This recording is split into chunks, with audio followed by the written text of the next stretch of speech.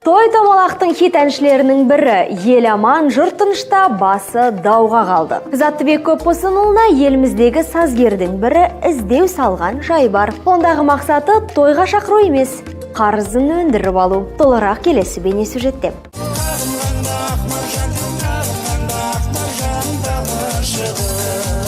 Біраз жыл бұрын Ақмаржанмен танылған Заттыбек Көпбосынұлы да даулы жаңалықтың басты кейіпкеріне айналды. Жуырда ғана әкесі мен қызына аста төк той жасайдырған Заттыбек мырза араға біраз уақыт салып, тағы бір туындысын сұраған. Алайда аузы күйген үрлеп ішеді демекші, Ержан Тұрсын бұл жолы тегін еместігін жеткізеді. Ал Заттыбек Көпбосынұлының берген жауабы мынадай.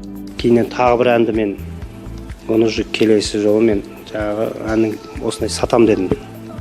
Сөйтіп едім, ол кісі мен ешкімнен ән сатып алып көрмеппін, мен ешкім ән сатпапты деген сондай жауаптар берді. Айта кетейік, тек той әндерін жазатын сазгердің еңбек ақысы $500 тұрады екен. Бір терінің пұшпағын елеп жүрген өнер иелерінің арасындағы реніштің шешімі уақыт еншісіндегі дүние. Айдана Құрманғали, Азамат Мадияров, Хедлайнер.